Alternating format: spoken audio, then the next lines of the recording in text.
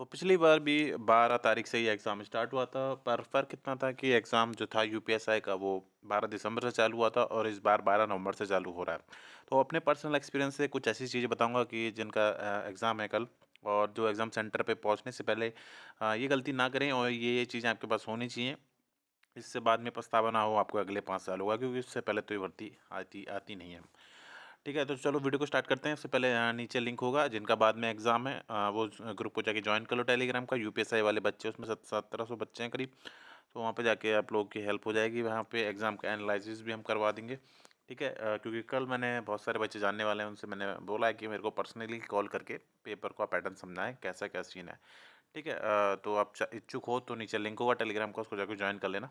बाकी आपकी मर्ज़ी, आप स्वतंत्र हैं।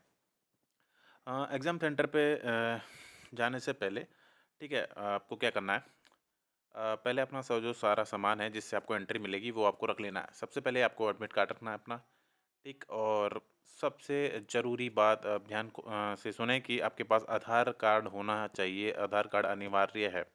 ठीक है, चाहे ई आधार हो चाहे कैसी भी फॉर्म में हो, आपके पास आधार कार्ड होना मस्ट है, अदरवाइज़ आपको एंट्री मिलने में दिक्कत हो सकती है।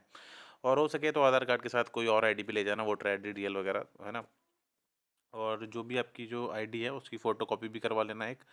उसी के साथ आपके पास फ़ोटोज़ होने चाहिए एटलीस्ट 2। मेरा मानना ये है कि जो पूरा बंडल होता है आपके पास फ़ोटोज़ का, वो पूरा डाल के ले जाना जेब में। वहाँ पर क्या पता कितना ले जाएँ, क्योंकि अपने साइड से रिस्क नहीं लेना। तो पूरी जो पुड़िया होती है 10-12 फ़ोटो की, सबके पास ही होती है, वो जेब में डाल के ले जाना। आधार कार्ड ज़रूरी है, आधार कार्ड की फ़ोटोकॉपी भी करवा लेना। पता चला वहाँ पे सेंटर माँग लिया उन्होंने, एडमिट कार्ड होना चाहिए आपके पास। ये तो वो साधन हो गए जिससे आपको एंट्री मिल जाएगी।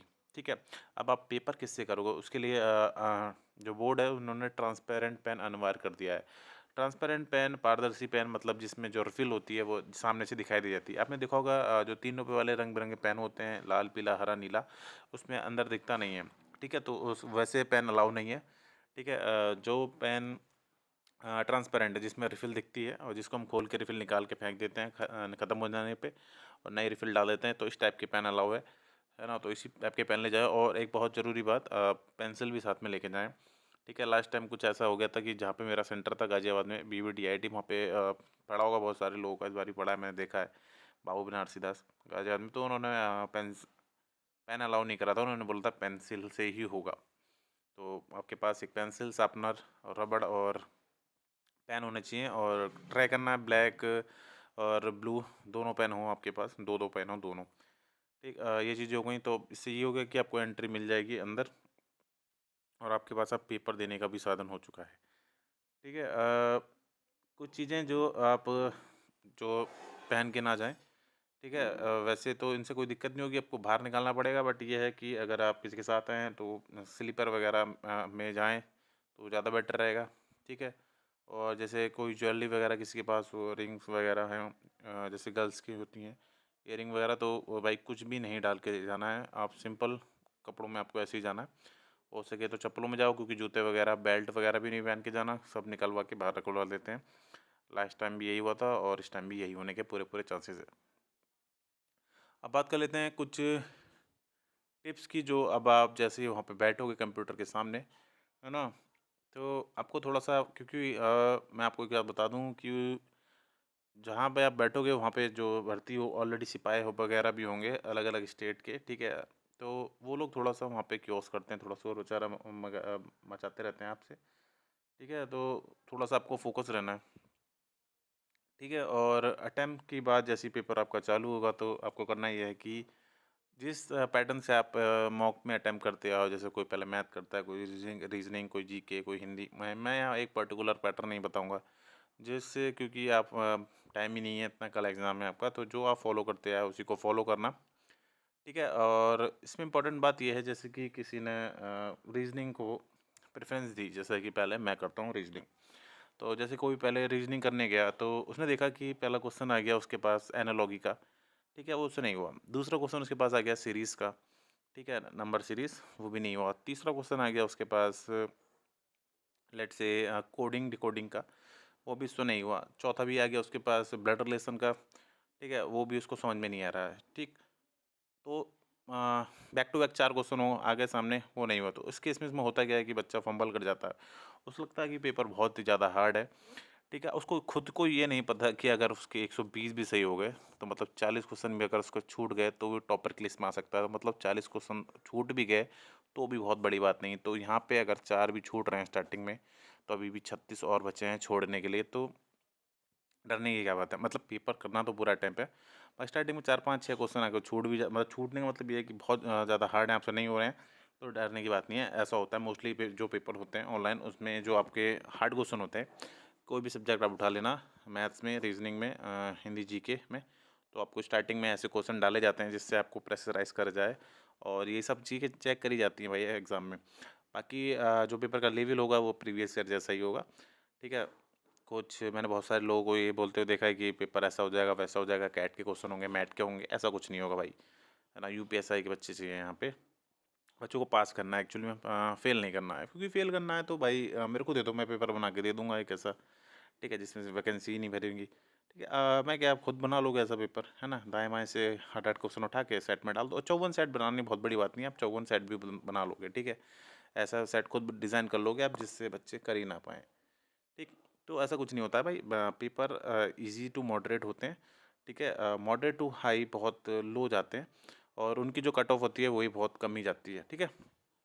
और एक और चीज़, वैसे जो ये चीज़ टॉपर्स के लिए नहीं है, क्योंकि टॉपर्स तो टॉपर्स हैं भाई, है ना। ये चीज़ है एवरेज बच्चों की, जो मासिस जो होते हैं, मास ऑडियंस जिससे कट ऑफ बनती है।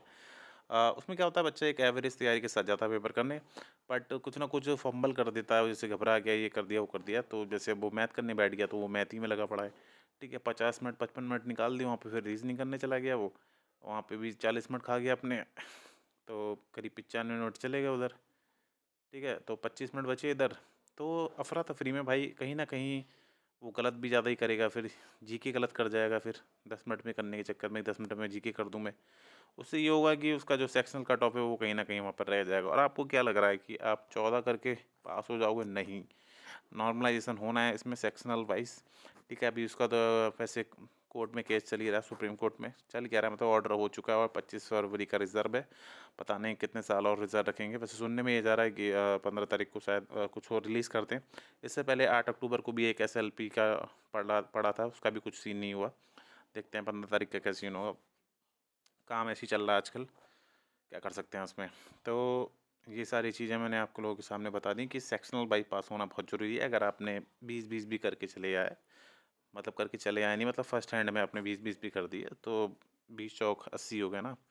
और इसमें 10 क्वेश्चन जोड़ो एक्स्ट्रा हिंदी, और 10 क्वेश्चन जोड़ो आप, जो आप कर लोगे मुझे पता है एक्स्ट्रा, वो हो गए आपके रीजनिंग के, तो 100 हो गए आपके, ठीक है। बाकी आपके 60 क्वेश्चन पे आप तुक्के बजाओगे अगर आराम से, तो 60 का अगर हम 10% भी निकालें तो 6, तो 100 में 6 जोड़ के 106 क्वेश्चन हो गए आपके। और 106 से ऊपर मेरिट नहीं जाएगी किसी भी सेंस में। अगर इतना मेरिट जाता है तो फिर वैकेंसी खाली जाएंगी, दोबारा को आपको फिर वैकेंसी अगली बार भी आ जाएंगी, अगर ऐड होके आई तो, पर ऐसा होगा नहीं। तो ये सारी चीज़ें हैं, और वीडियो को कंक्लूड करता हूँ मैं, ठीक है। जो जो मैंने बता दिया आपको, एडमिट कार्ड जरूर लेके जाना, आधार कार्ड मस्ट है, अब बिना आधार कार्ड के एंट्री नहीं होगी, आधार कार्ड की फ़ोटो कॉपी करवा लेना, और जो आपके ओरिजिनल फ़ोटो होते हैं उसके बंडल ले जाना साथ में, ज्वेलरी वगैरह कुछ पहन के मत जाना, स्लीपर्स पहन के जाना, transparent pen pencil cutter sharpener सब होना चाहिए। सबसे बड़ी बात, 1 घंटा पहले आपको पहुंचना है। जैसे सुबह कल जो पहली शिफ्ट है वो है 9 बजे से, उनका रिपोर्टिंग टाइम 7:30 से है, तो 7:30 बजे ही पहुंचना, क्योंकि मेरे को याद है, मेरा तो 14 दिसंबर 2017 में था जब पेपर, तो मैं करीब सेंटर से 20 किलोमीटर दूर था, तो मैं सेंटर से सुबह 5 बजे निकला था, समझ रहे हो, दिसंबर में बाइक से था अपने दोस्त के साथ। ये काम अच्छा था, वरना मैं सेंटर भी कैसे पहुंचता। तो आपको पहुंचना पड़ेगा टाइम से, और मैंने वहाँ सेंटर पे देखा था बच्चे रात में वहीं सोए हुए थे, सुबह कम्बल वम्बल ओढ़ के। तो ये सारी चीज़ें हैं, और ये पर्सनल एक्सपीरियंस है जो मैं आपके साथ शेयर कर रहा हूँ, तो ये शायद बहुत कम लोग यूट्यूब पे शेयर कर पाएँ, जैसे विवेक सर हो गए और एक दो टीचर और हैं, बाकी तो अपना बेच रहे हैं बस मामला, ठीक है, समझ रहे हो। जैसे विवेक सर ने बहुत अच्छी आज जो बात करी कट ऑफ के बारे में, 105 के आसपास उन्होंने बताया जनरल ओबीसी का, तो वो एक जेन्युइन मेरे को लगा, ठीक है। 105 से ऊपर तो वैसे भी नहीं जाएगा, अगर मैंने बता तो दिया आपको, ठीक है। वीडियो को ख़त्म करते हैं, यहीं पे कंक्लूड कर देते हैं। चैनल को सब्सक्राइब कर देना ना, टेलीग्राम में लिंक होगा, ऐसा ही लेखपाल वाले बच्चों, अब आगे लेखपाल भी होगा, तो उसको ज़रूर ज्वाइन करना है, क्योंकि कल एनालाइज करवाया जाएगा, उसमें बताऊंगा मैं कैसे क्या सीन है वीडियो के माध्यम से। तो ज़रूर जाके ज्वाइन करो अगर आप सीरियस हो, अदरवाइज़ आपकी मर्ज़ी है। चैनल को ज़रूर सब्सक्राइब कर लेना ऐसी वीडियोज़ के लिए। तब तक के लिए धन्यवाद।